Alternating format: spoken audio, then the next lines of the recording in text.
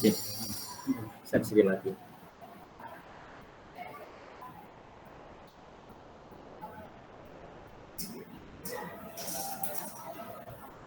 Baik, Kak, kita lanjutkan. Untuk teknik pengambilan datanya, di mana teknik pengambilan datanya dalam penelitiannya dilakukan melalui instrumen yang berbentuk kuesioner yang berupa draft tertulis yang berisi pertanyaan indikator pada variabel yang memiliki dampak terhadap kinerja keuangan dan sustainability-nya dengan variabel mediasi inovasi sebagai variabel moderate. Maaf, ini salah tulis. Tidak sebagai variabel mediasi.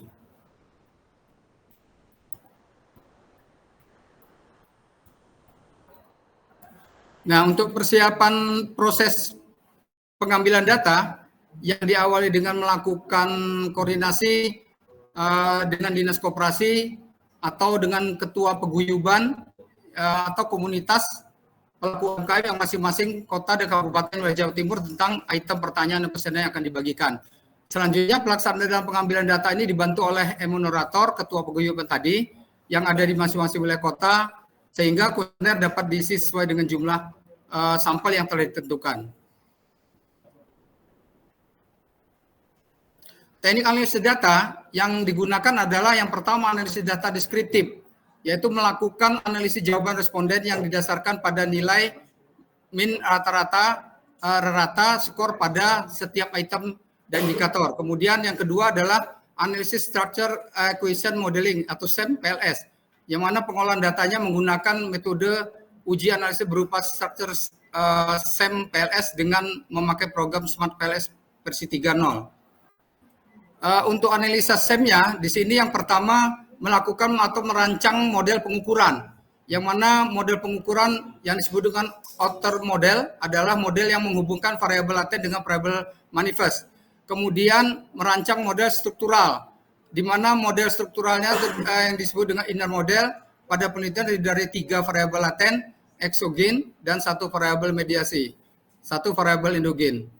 Dan kemudian membangun diagram jalur, mana hubungan antara variabel dalam suatu program jalur dapat membantu dalam merangkai hubungan sebab akibat antar konstruk dari model teoritis sebelumnya. Yang keempat, uji kesesuaian outer model. Yang kelima, uji kesesuaian inner model. Dan yang keenam adalah uji koefisien jalur atau hipotesis. Nah, ini menggambarkan dari model pengukuran di mana terlihat bahwa masing-masing untuk X1 di sini terdapat 4 indikator, X2 3 indikator, X3 2 indikator, kemudian mediasi ada 4 indikator dan Y itu 3 indikator. Demikian yang bisa kami sampaikan dari pemaparan ini. Terima kasih sebelumnya dan kami serahkan kepada moderator. Baik, terima kasih Pak Doni. Nanti aku dulu.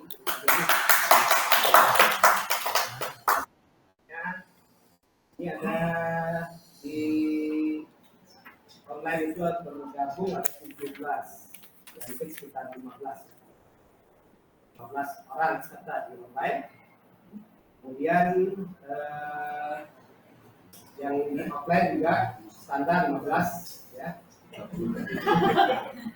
Memang SOP-nya 15. Iya, itu offline. Soalnya kalau enggak 15 di sini 70 setengah ini keluar lagi. Kayak kemarin ini.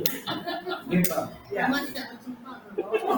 Selanjutnya kita beri kesempatan kepada teman-teman yang offline 3 orang memberi tanggapan masukan kepada teman kita Pak Joni Hendra. Silakan siapa saya Putri pertama. Kemudian lagi terus siapa lagi? Oke, Mas Anam. Dan yang ketiga, dua ya. Silakan Putri dulu. Tanggapan dan masukan kepada Pak Doni.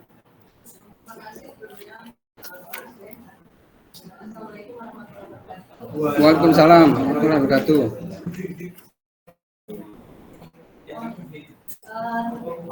Pak Doni selamat sudah jadi hari ini dan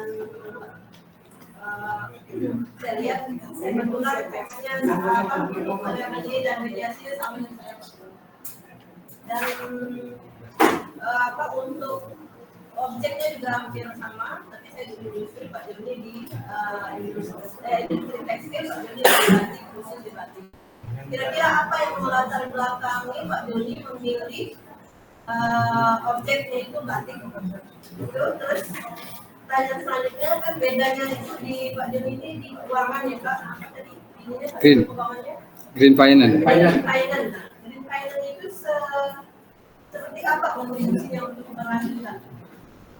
Terakhir ini untuk saran aja Pak Joni untuk Decent Gap itu sebaiknya ditampilkan mana yang peneliti yang hasilnya beda itu, terus apa hasilnya, terus dibandingkan dengan peneliti yang hasilnya positif dengan tadi yang negatif, terus juga keterangan jadi kita bisa langsung tahu oh yang beda ini dari ini hasilnya ini.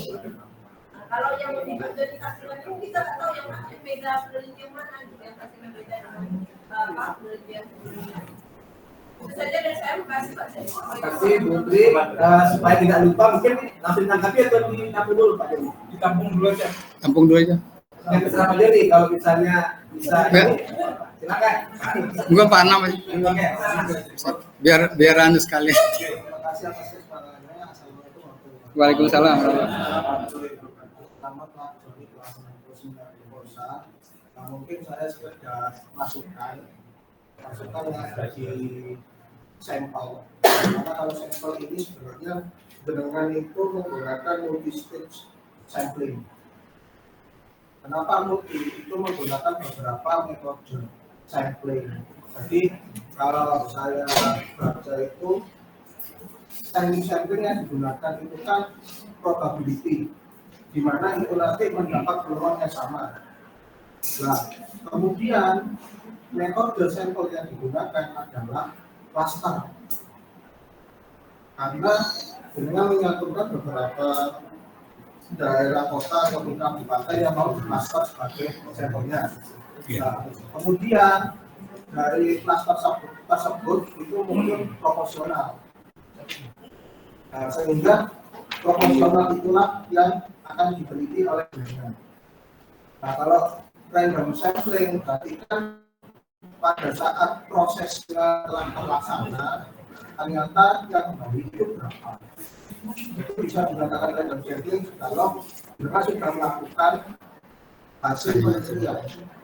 Nanti kalau dari saya itu teknik samplingnya adalah probability, metodenya itu menggunakan metode cluster sampling dan juga proporsional sampling.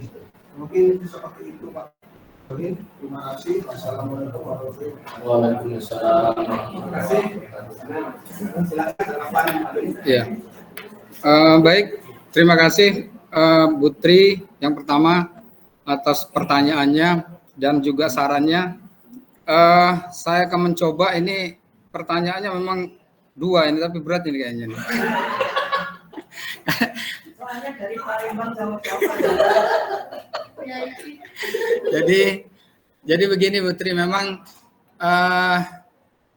pertanyaan ini juga sebetulnya mengganjal ke saya juga ini. Memang selama ini untuk penelitian-penelitian terdahulu itu kalau kita melihat UKM khususnya ya terkait dengan green finance ini memang tidak ada. Saya jujur nggak ada, karena semua objeknya itu ada memang di perusahaan-perusahaan yang terkait dengan untuk emisi gas ya. Nah, tapi jangan lupa bahwa UKM ini ternyata kalau kita lihat teliti bukan berarti dia tidak dalam hal tidak untuk ramah lingkungan tuh diabaikan ya. Karena kita lihat dari pembuangan limbah yang saya uraikan di latar belakang tadi, pembuangan limbah itu memang ternyata sangat menjadi perhatian pemerintah setempat. Jadi alasan pertama itu memang karena kita melihat dari aspek limbahnya. Kemudian yang kedua inovasinya Bu Tri. Jadi UKM batik ini yang tertarik bagi saya itu karena dari kreativitasnya ya, inovasinya. Kita lihat bahwa hasil produksinya itu dilakukan daur ulang. Nah, daur ulang ini dipakai seperti misalnya membuat souvenir, membuat semacam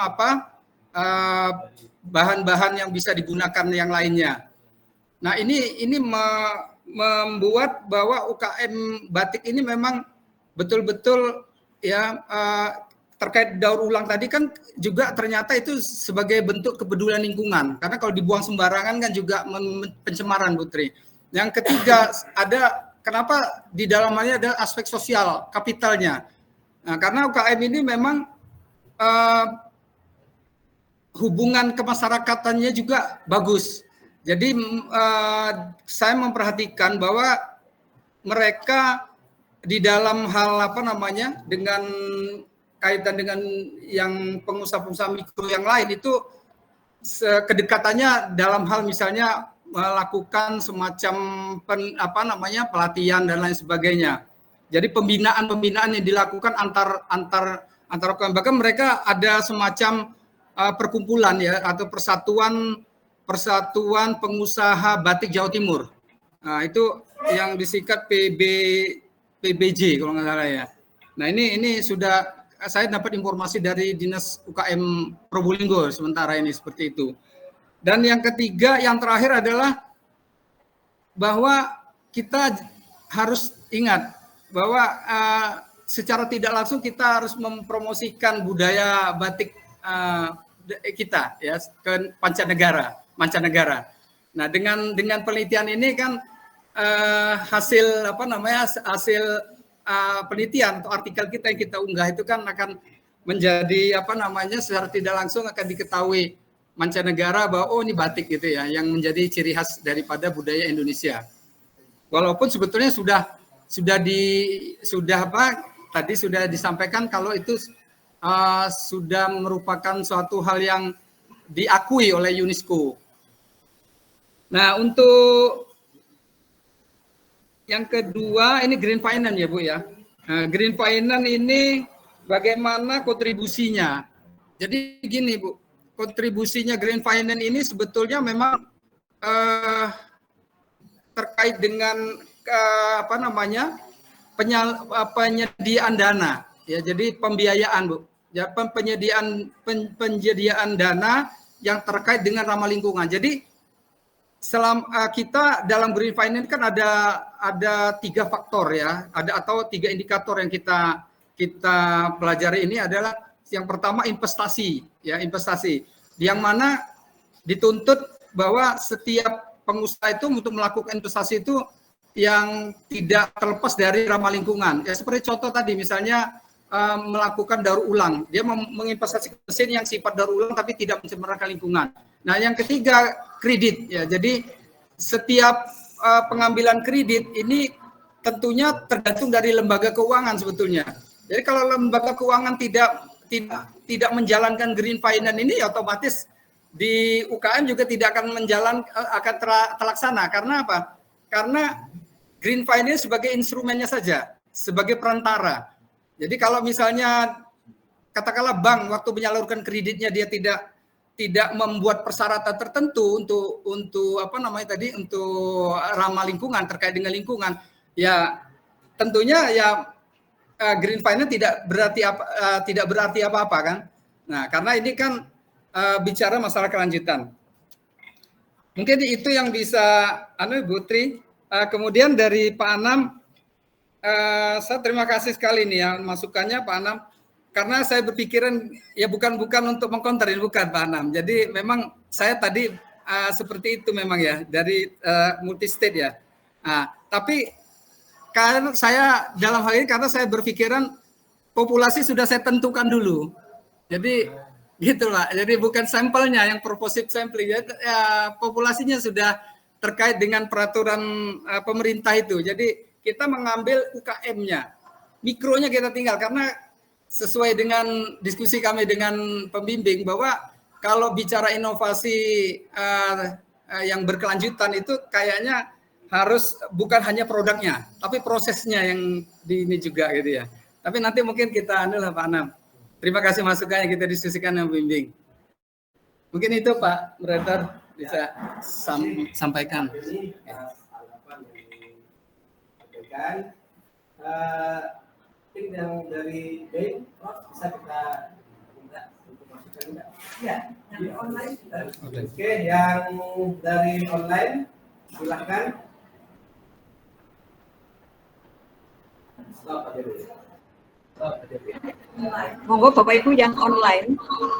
Ini banyak sekali loh. Ya, ini banyak sekali loh, 20.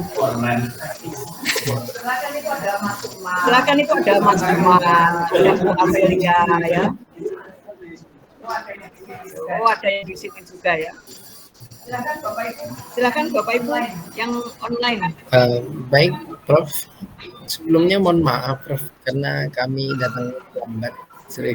Juga masuk linknya juga ini lambat, akhirnya hanya 2 slide. Gimana Pak Moderator, presiden atau gimana? Silakan Raisen. Siregar Puji. Bapak Ibu yang Silakan Resen. Oke, Pak Siregar. Silakan Puji. Baik, Siregar. Silakan. baik.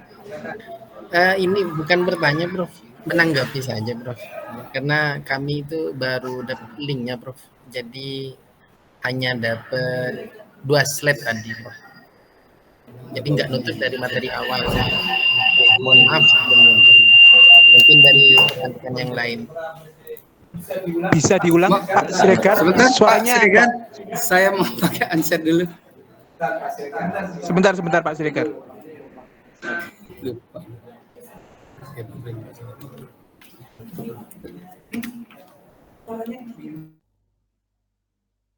Maaf Pak Zen, Pak Siregar. Silakan Pak Siregar Puji, mungkin bisa diulangi. Begini Pak, saya itu baru dapat link Pak. Jadi hanya nutut 2 slide tadi. Hanya nutut 2 slide Pak. Kedengaran ya Pak ya? Nggih, kedengaran Pak, monggo silakan. Oke. Nah, jadi begini Pak, mungkin saya ingin mempertanyakan lagi perihal konsep green finance itu maksudnya bagaimana Pak? Dengaran ya Pak ya? Halo? Gimana? Bapak Ibu? Nggih, terus Itu saja. itu saya. Oke, cukup begitu saja Pak. Silakan ditanggapi dulu biar karena Oke, terima kasih Pak Siregar. Bisa didengar Pak Siregar? Bisa Pak, bisa sangat jelas Pak. Ya, jadi konsep daripada green finance ini Pak Siregar bahwa green finance ini adalah merupakan wadah Pak. Jadi wadah daripada pembiayaan berkesinambungan atau disebut dengan pembiayaan berkelanjutan, yang mana dengan green finance ini sebetulnya untuk mencegah terhadap adanya peningkatan emisi gas rumah kaca, awalnya seperti itu, yang disebut dengan terkait dengan ramah lingkungan. Nah, jadi di mana di dalam konsep ini sebetulnya yang menjalankan yang diutamakan awal itu adalah lembaga keuangan yang menjadi sebagai sebagai mandat dari pemerintah terkait dengan pembiayaan ya. Jadi kalau misalnya pengusaha-pengusaha tadi itu akan meminta semacam pinjaman dana dan lain sebagainya, maka akan dipersyaratkan adanya kegiatan aktivitas yang berranah pada ramah lingkungan. Nah, begitu juga dengan internal di UKM, jadi terkait dengan investasi misalnya. Nah, investasi ini juga disebut dengan green investment. Jadi konsep investasi hijau.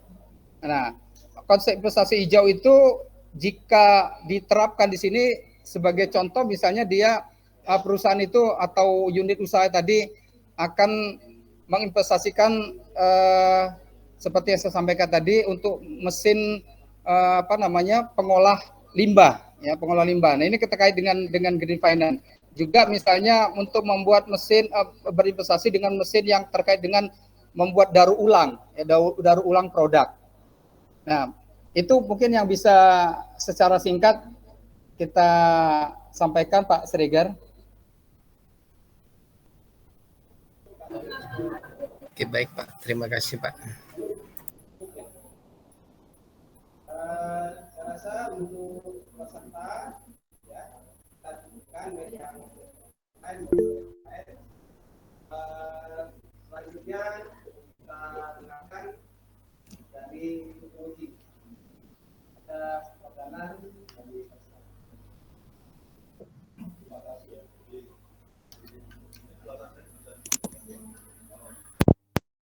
Teman-teman, dari perspektif saya dari sisi dosen muda aja, jadi saya dosen muda ini. Jadi yang pertama, pertanyaan saya terkait dengan apa yang jadi motif dari risetnya Pak Joni.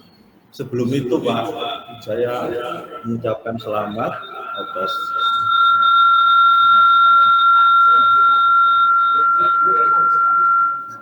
ini atas proposalnya ini.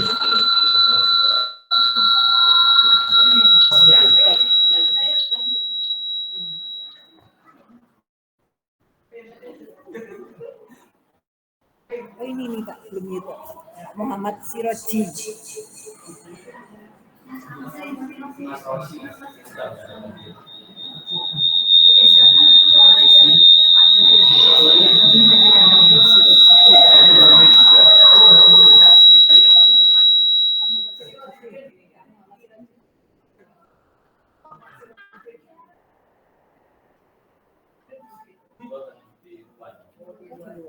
Ya, jadi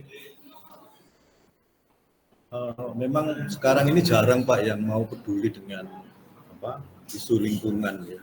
Sehingga saya sangat senang ketika Pak Joni memberikan proposal ini, judulnya ini, temanya ini. Kalau bisa tidak berhenti di disertasi ini, tapi memang nanti bisa diteruskan setelah Bapak kembali ke tempat tugas. Karena tadi Bapak menceritakan contoh mengenai pengolahan batiknya ya, yang selama ini mungkin Bapak lihat tidak ramah lingkungan dan itu merusak kesehatan ya. Tapi dengan adanya ini kan ke depan itu akan menjadi lebih bagus. Paling tidak PDIM atau Pak Joni sudah mempelopori suatu riset yang berbasis. Lalu pertanyaan saya tadi dijawab Pak Joni.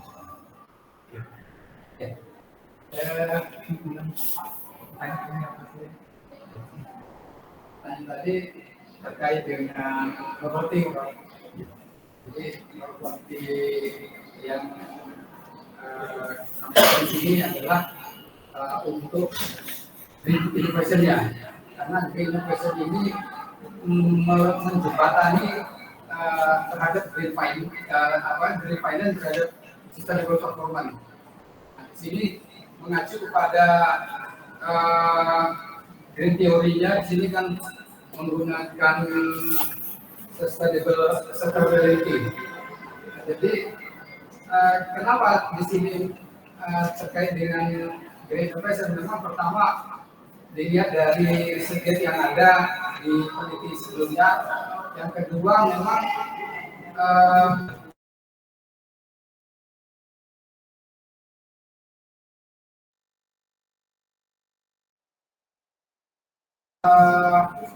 suatu titik pokok yang mengacu kepada kinerja berkelanjutan. Itu yang menarik. Ya, izin saya tambahkan sebenarnya paling tidak 3 ya. Jadi saya setuju kalau Bapak berangkat dari green innovation sebagai variabel mediator ya. Jadi saya setuju. Namun memang masih perlu dielaborasi lagi terkait dengan keberadaan green innovation itu dalam konteks teori sustainability. Saya sebenarnya Pak Joni sudah lengkap mengemukakan teori sustainability, jadi ada 3 komponen pokok dari sustainability teori yang ada di sini. Namun itu sebenarnya bisa dimanfaatkan Pak Joni, jadi green innovation kan juga ada aspek ekologinya, juga ada aspek sosialnya, juga ada aspek ekonominya, sehingga nanti itu akan menjadi lebih muncul di dalam argumentasi Pak Joni di dalam menyelesaikan tulisan ini, terutama nanti untuk publikasi di jurnalnya, Pak. Ya.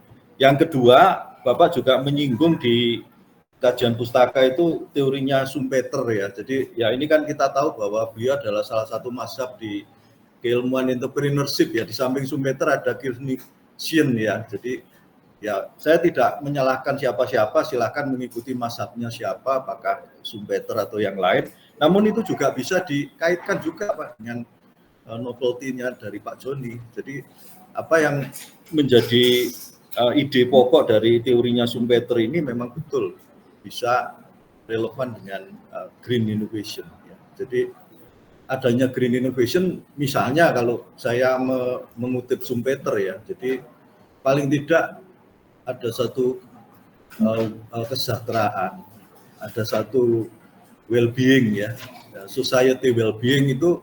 Kalau saya ngutip Schumpeter, bukan Pak Danar ya Pak Joni, Schumpeter ya, jadi ada namanya society well-being, apa itu sebenarnya salah satu yang, sehingga kalau itu Pak Joni sampaikan terutama di publikasi itu akan menjadi lebih oke. Dan yang ketiga, tolong bisa dimanfaatkan Pak Joni tabel halaman, tabel 2.1 ini ya, ini banyak ini Pak, yang sudah Bapak tulis ya, halaman berapa ya Pak Joni, saya catat. 2.1 itu ada sekitar banyak peneliti ini ya. Nah ini coba Bapak tarik yang green innovation-nya. Ya, di situ temuan-temuannya seperti apa dari jurnal-jurnal ini, dan ini baru-baru kan Pak, ada 2023, 22, cukup lengkap Pak. Ya, cukup lengkap. Ini Bapak tarik aja dimanfaatkan di sini ya Pak ya. Lalu yang terakhir saran Pak Joni, jadi saran saja mengenai literatur ini Bapak menggunakan Creswell ya, tapi Creswell-nya Bapak terlalu kuno ya, pakai yang ini. Yang Creswell yang ini. Lalu saya juga tidak melarang Bapak menggunakan punyanya kolega saya Prof. Sugiono, tapi yang baru Pak, jangan Sugiono yang lama, yang ini, yang 2000. Jadi ini sudah banyak sekali revisi. Silakan ada yang elektroniknya. Yang ini tidak ada, ini beli di Tokopedia. Ini juga beli di Tokopedia. Ya. Lalu ini Pak, supaya tadi kesannya Bapak yang terakhir ya, analisis data kalau masih ada waktu, jadi supaya tidak ada kesan bahwa PLS-SEM tadi kan seolah-olah Bapak sama derajatnya dengan yang SEM yang satunya itu. Coba tulis yang esensinya PLS itu apa. Tadi Bapak kan sampaikan ya bahwa SOP-nya PLS-SEM itu gini kan seolah-olah itu sama dengan yang satunya, yang tradisional. Ya, saya menyebut yang PLS ini PLS milenial atau TikTok kuadrat ya. Golek gampangi ya dalam tanda petik ya. Kalau yang konvensional yang itu covariant Bayesian ya, jadi seperti itu. Nah, jadi yang Bapak sampaikan sudah betul, itu adalah SOP standarnya, tapi esensinya sebetulnya untuk apa? Jadi Bapak menggunakan PLS itu untuk apa? Ya, jadi kalau kemarin saya di UNESA ya, di FEB UNESA kan disuruh jadi narasumber PLS sama yang SEM itu di UNESA ya, jadi ya memang banyak sekali pertanyaan ya. Memang untuk kepentingan Pak Joni ini yang risetnya ini baru dimulai ya, dan untuk kepentingan praktis dan sebagainya memang relevan ini digunakan. Tapi tolong tulis Pak, jadi ini demi untuk kepentingan praktikal gitu. Saya kira itu Pak, mungkin itu dulu, nanti yang lain-lain bisa ditambahkan. Terima kasih atas waktu yang diberikan pada saya, dan nilainya ini bagus ya. Nilainya, rekan nilai, enggak boleh.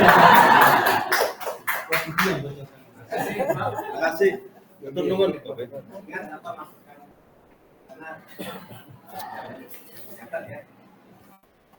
Selanjutnya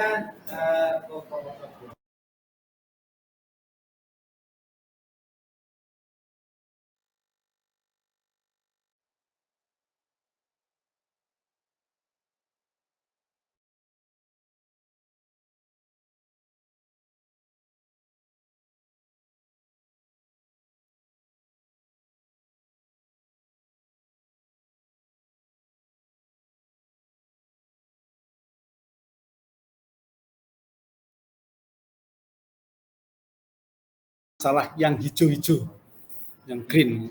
Termasuk sekarang ini nuansanya kan hijau karena Palestina merdeka. Ya, nggih. Saya mengutip bahasanya Pak Priyono. Ya, tugas kita ini sebenarnya hanya dua. Yang pertama terkait dengan lingkungan itu kan menikmati, memanfaatkan, menjaga kelestarian. Itu. Yang kedua, bagaimana kita memanusiakan manusia. Sehingga tren masalah green ini menarik. Hanya yang terkait dengan finance tadi, terkait dengan green finance, kalau di keuangan hijau itu memang kalau dalam green finance-nya ekonomi syariah, keuangan syariah itu bukan masalah riba sebenarnya. Tanggung jawab dari lembaga yang pembiayaan hijau tadi tidak hanya memberi dana, tapi juga harus mengevaluasi bagaimana kegiatan itu menjamin tentang ramah lingkungan tadi itu. Sehingga saya sangat mendukung penelitiannya Pak Joni ini terkait dengan green hijau. Dan seringkali kami sampaikan masalah yang kedua itu kan masalah kemiskinan. Kemiskinan itu hanya bisa terselesaikan dengan kewirausahaan. Dan kewirausahaan yang berkesinambungan itu didukung oleh inovasi. Dan inovasi itu modalnya harus dua. Yang disebut dengan human capital dan ilmu pengetahuan teknologi. Nah, harapannya teman-teman khususnya Novelty tadi memang masuk di inovasinya ya Pak ya, sebagai mediasi tadi itu. Saya kira itu, karena itu mohon nanti masukan-masukan khususnya dari Prof. Budi. Ini kalau yang dari Prof. Mia sama Bu Rika kan tanggung jawabnya sebagai co-promotor, tapi Prof. Budi memberi masukan itu nilainya plus. Ya, nilainya plus. Saya kira begitu, saya minta maaf karena diminta untuk sejawat kita yang sekarang sudah dalam rangka green. Ya, green finance juga. Terima kasih. Matur nuwun. Assalamualaikum warahmatullahi wabarakatuh.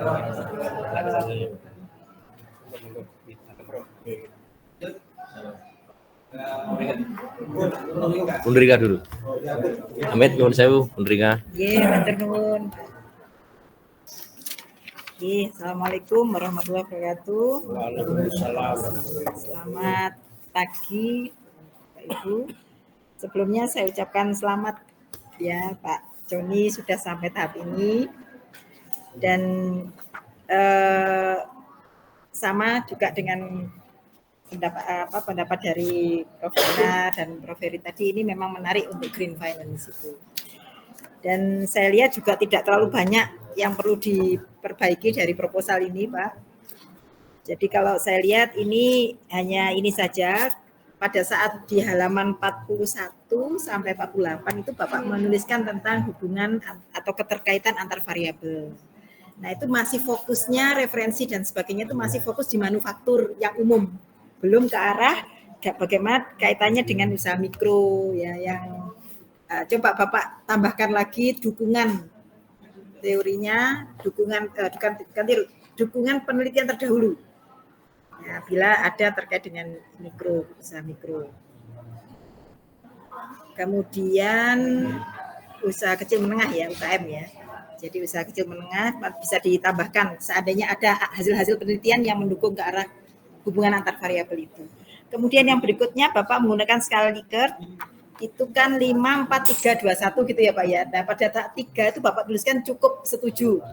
Nah itu coba Bapak cek lagi apakah cukup atau netral. Biasanya kan ya, itu netral, sangat setuju, sangat setuju, kemudian netral, tapi itu diganti dengan cukup setuju. Nah, ini Bapak cek lagi untuk ini apakah ada yang Bapak melihat di mana kuesioner yang menjadi cukup setuju tadi, atau kalau enggak ya kembali ke netral. Liketnya Pak, yang halaman berapa ini ya?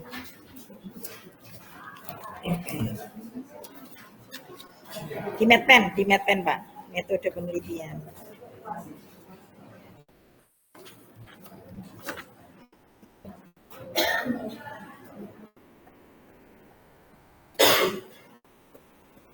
Sudah ketemu Pak? Di halaman 55 yang paling bawah itu.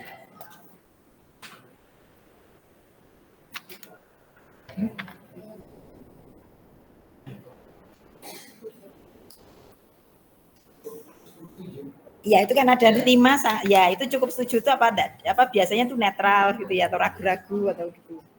Jadi nanti dicek lagi nih Pak. Terakhir dari saya untuk kuesioner itu ini kan Bapak ambil dari sumber-sumber yang dasarnya adalah dari perusahaan manufaktur ya, perusahaan ya Pak. Nanti untuk pertanyaannya karena ini belum ada kuesionernya, ini kan masih indikator ya Pak ya. Kuesionernya dicocokkan dengan UKM batiknya itu supaya match dengan indikatornya. Jadi ini kan memang belum ada kuesioner, tapi mungkin saya sarankan ini untuk kuesionernya dicocokkan dengan untuk pertanyaan-pertanyaannya itu dicocokkan dengan kondisi UKM batik. Karena ini kan diambil dari perusahaan manufaktur tadi.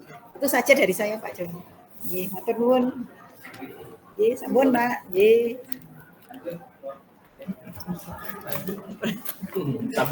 Sampun. Damel lagi nomor Bro. Oh iya, nanti Pak Putih ya. Nanti panjenengan. Halo? Bapak Ibu, Assalamualaikum warahmatullahi wabarakatuh. Yang di rumah ya, tetap semangat walaupun angkatan 2023 bisa ngangsu kawruh ya pada kakak kelasnya yang ini kelihatannya punya semboyan yang sama. 2,5 tahun atau 5 semester oke gitu ya. Angkatan 2023 itu juga semboyannya begini. Sama ya, sama. Mudah-mudahan semuanya bisa dikabulkan Allah Subhanahu wa taala. Pertama-tama saya ucapkan selamat ya untuk Pak Joni. Alhamdulillah, semangat. Cinta batik. Dulu kita kan KPD visit ke Probolinggo kan ke batik. Akhirnya penelitiannya Pak Joni batik ya. Alhamdulillah. Berarti terinspirasi oleh Rengganis ya. Apa namanya Rengganis ya? Rengganis ya. Saya ingat betul ya tempatnya luas, tetapi di pedalaman ya. Memang apa yang dicari gitu di pedalaman. Sedangkan online dia tidak lah. Terus ngapain ya? Itu hanya galeri itu kelihatannya memang tidak semata-mata profit oriented ya. Itu karena dia hobi ya, hobi sehingga dia koleksi ya, punya galeri khusus untuk itu. Orang yang tidak suka batik tidak akan dia masuk ke dalam mencari galerinya Rengganis itu. Rengganis nanti juga salah satu sampel Pak Joni. Bukan salah satu sampel ya. Baik. Begini Pak Joni, kebetulan tahun ini saya juga meneliti tentang green ya. Tetapi di satu kabupaten saja ya karena dananya kecil ya. Bukan, Tulungagung di negara saya sana. Ada sampelnya di negara sana ya. Makanya saya tahu persis ya apa itu yang dimaksud dengan green finance, green performance ya untuk batik itu saya tahu. Karena barusan melaksanakan penelitian dan sudah artikelnya sudah publish dan laporannya penelitian juga sudah dikirim ya. Jadi saya tahu semuanya. Yang pertama ya Pak Joni menggunakan grand theory ya. Grand teorinya RBV sama apa? Sustainability. Oke ya, karena green, karena mengukur kinerja ya, ada RBV. Tetapi bisa juga ya kalau pakai dynamic capability itu juga bisa ya. Mengapa? Karena eranya sekarang itu kan eranya green ya. Eranya green itu orang dituntut untuk aware ya, untuk sadar terhadap lingkungan. buminya itu sudah tua gitu ya. Buminya sudah tua. Kalau di negara maju rata-rata orang sudah pada menggunakan produk daur ulang ya, kemasan non plastik gitu ya. Dan customer itu suka gitu. Suka sesadar-sadarnya menggunakan produk green. Tapi di kita kan tidak, masih branded minded ya. Jadi kalau mereknya ini baru saya suka, kalau mereknya itu saya tidak suka. Nah, itu pasti ada melekat pada kita. Demikian pula perilaku dari ini SME ini ya. Pak Joni kan perilaku SME-nya yang diteliti ya. Finance-nya itu bagaimana? Benarkah dia mengeluarkan biaya untuk pengolahan limbah? Ya. Jangankan mengeluarkan biaya, literasi aja dia belum tahu Pak Joni. Temenan ini. Ya. Tidak tahu ya bagaimana caranya DLH, Dinas Lingkungan Hidup itu mengedukasi masyarakat supaya sadar lingkungan itu caranya bagaimana. Ya. Jadi masyarakat itu hanya menggunakan mengolah limbah itu otodidak ya, sakar PDW. Ya, seperti kemarin kita ke industri tahu di Kediri ya. Yang limbahnya levelnya di bawahnya batik. Batik itu B3. Level limbah yang paling berbahaya, paling tinggi. Karena apa? Lilin itu adalah bahan kimia, mengandung bahan kimia. Kalau tahu kan tidak, itu saja sudah ya saya ceritakan tahu kemarin saya dengan Prof Budi ke Kediri itu, rumahnya kan berdempetan ya, membuang limbah pakai apa itu IPAL komunal ya. Nanti Pak Joni akan berhubungan dengan IPAL komunal ya. IPAL komunal dia tuh mepet tempatnya, jadi tidak bisa. Akhirnya penduduk tanah di bawah rumah untuk membuang limbah. Kalau itu tidak ada semen, akhirnya akan mencemari sumur tetangganya. Mencemari, dan itu sudah berpuluh-puluh tahun berjalan seperti itu. Ya, DLH ya, ada aturannya, ini belum ada regulasi tentang dari lingkungan hidup, belum ada. Nanti Pak Joni ada tambahan teori tentang regulasi ini pelestarian lingkungan. Itu bisa diambil dari websitenya Kementerian Lingkungan Hidup. Saya pakai itu juga teorinya. Itu ada aturannya bagaimana mengolah limbah sebelum dibuang ke tempat umum gitu. Dan jenis-jenis limbah itu levelnya apa saja? Yang paling berat adalah B3. Itu. Selama ini yang saya di Tulungagung itu hasilnya bagaimana mengedukasi kepada masyarakat. Ya, itu mungkin salah sasaran atau gimana ya. Pak Camat, Pak Lurah diundang disosialisasi. Kenapa bukan pelaku UKM-nya gitu ya? Ya kalau nanti Pak Lurah, Pak Camat itu sampai kepada pelaku UKM, kalau tidak, ya akhirnya dia melakukan ya, batik yang di Tulungagung itu semuanya itu mendekati sungai karena dibuang begitu saja tanpa ada pengolahan sama sekali. IPAL komunal atau pusat pembuangan limbah itu hanya pada tataran konsep karena tidak ada lahan yang digunakan untuk membuang itu. Dan itu memang perlu pengadaan lahan untuk khusus untuk membuang limbah. Disalurkannya caranya bagaimana bisa diatur, dibuang dalam bentuk kaleng atau disalurkan dalam bentuk paralon. Nah itu. Ya.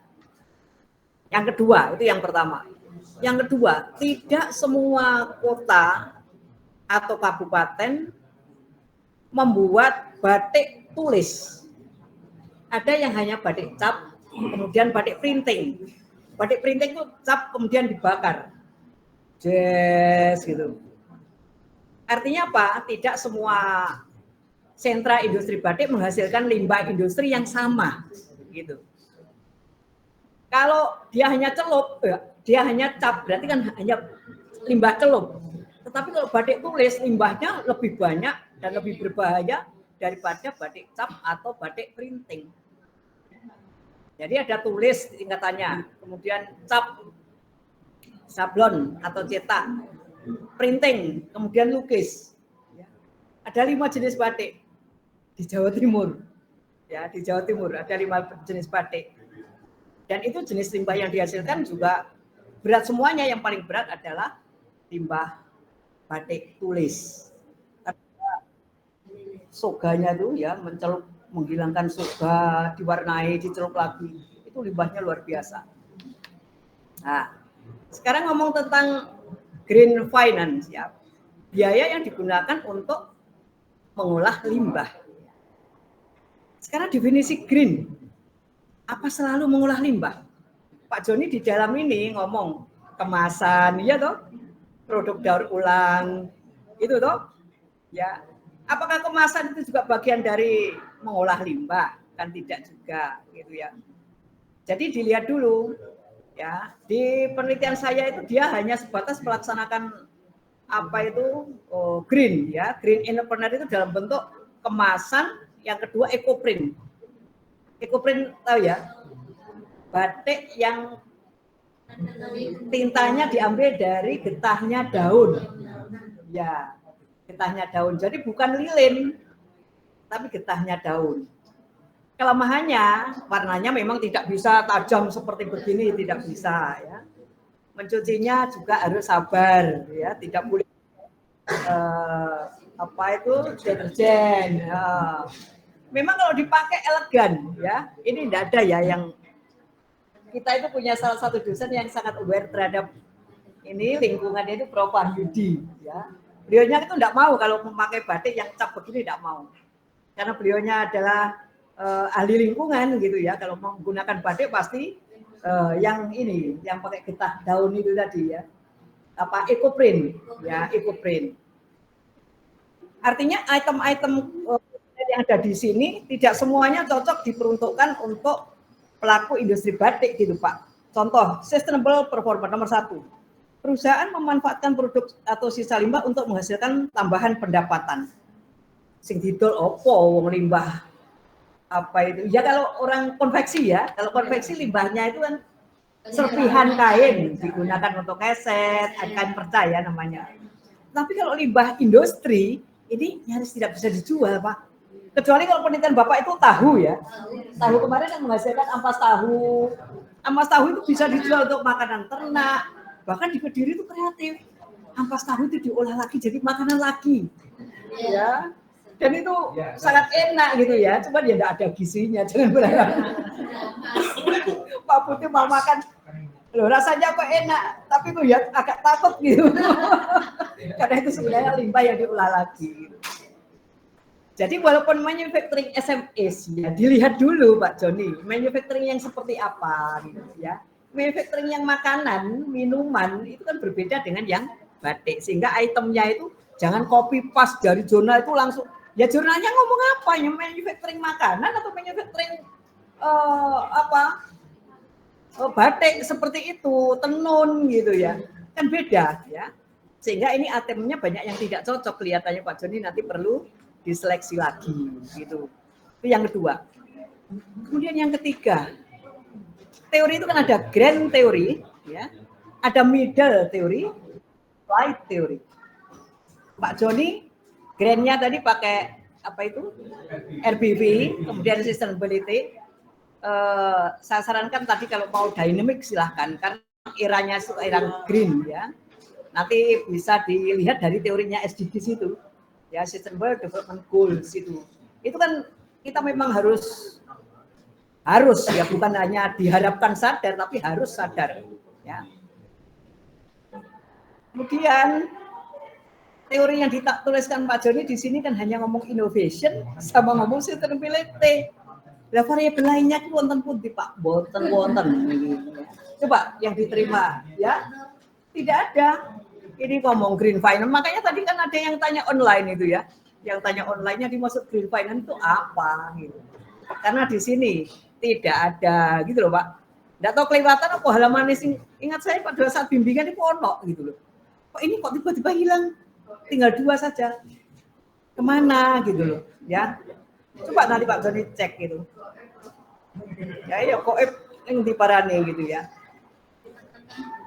Kemudian yang terakhir ini apa itu populasi sampel yang tadi banyak disoroti oleh teman-teman tadi ya.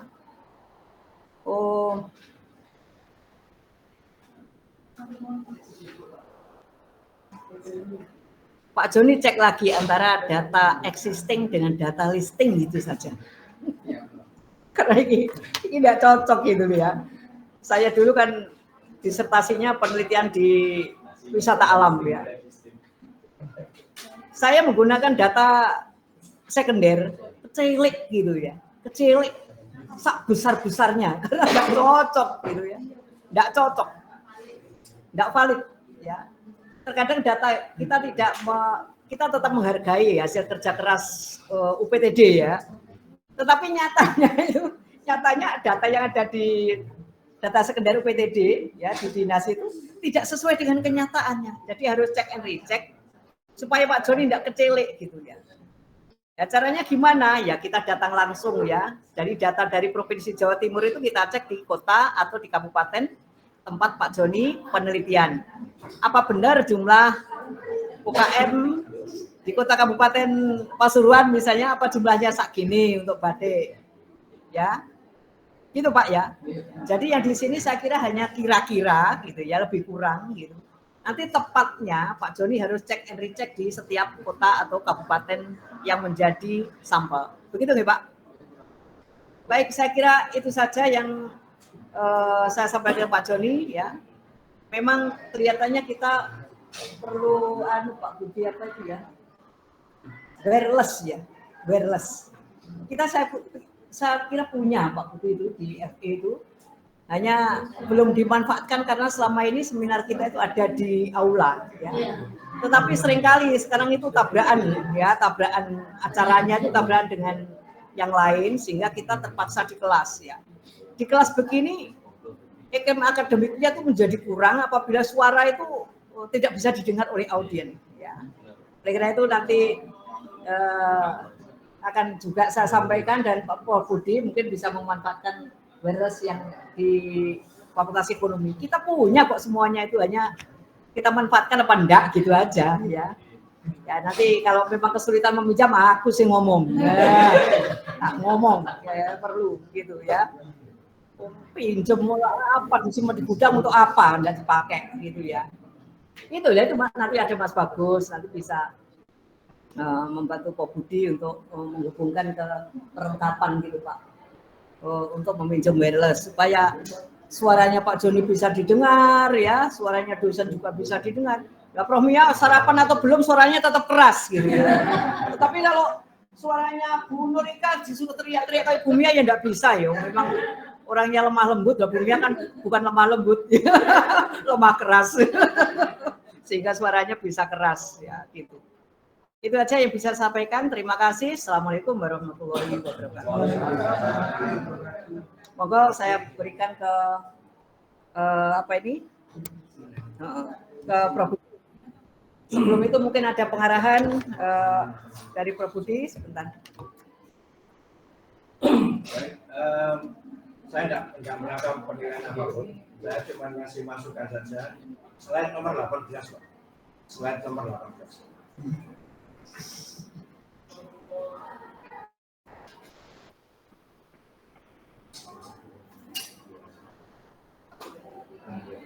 Ya itu. Oke. Coba di slide show yang besar.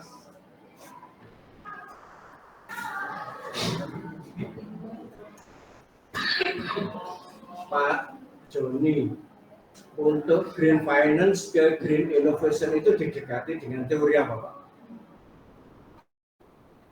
Green finance ke green innovation itu ya RBP sama green innovation ada teorinya. RBV itu membahas tentang green finance. Hah? Sumber daya kan? Iya. Ayo, nanti dipikirkan lagi ya. Green intellectual capital ke green innovation itu didekati dengan teori apa?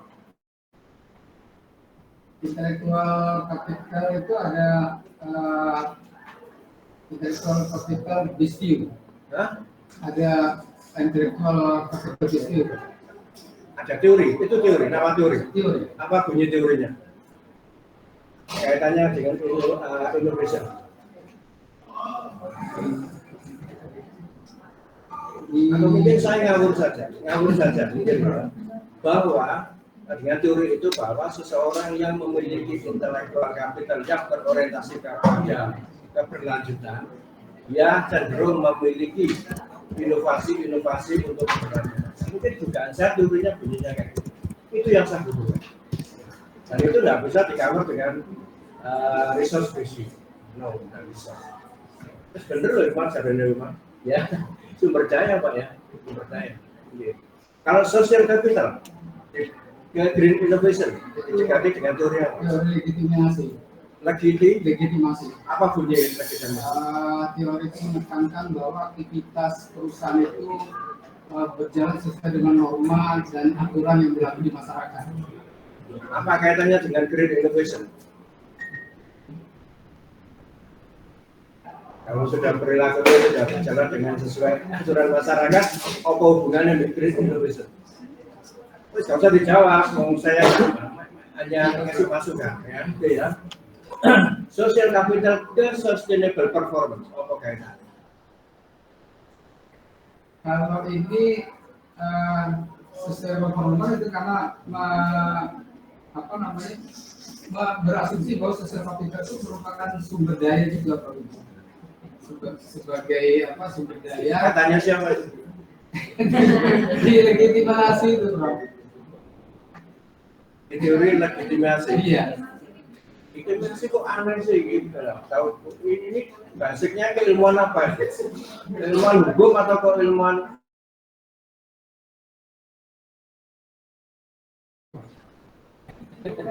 Terus Pak, nggak usah Pak, nggak usah. Itu masukan saya.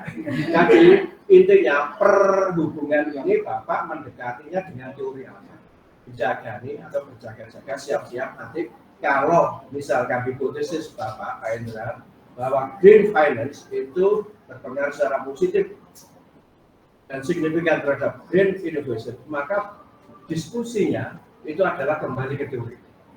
Bukan hanya menerjemahkan ini karena angkanya sekian signifikan enggak. Berhenti sampai di situ. No. Kita ingin mendapatkan penjelasan lebih lanjut dari teori dan hasil penelitian. Itu Pak Indra ya. Terima kasih, Pak. Akhirnya saya umumkan semuanya sudah di ambang batas, bahkan ada yang melebihi nilainya sehingga dinyatakan lulus.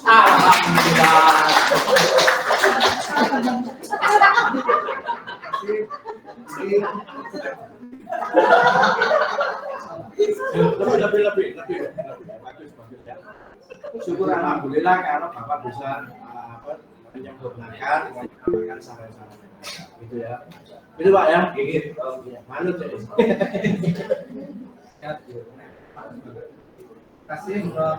Di mau ini alhamdulillah sudah lulus ini kita hapus dulu untuk Pak Joni. Selamat untuk tahap selanjutnya.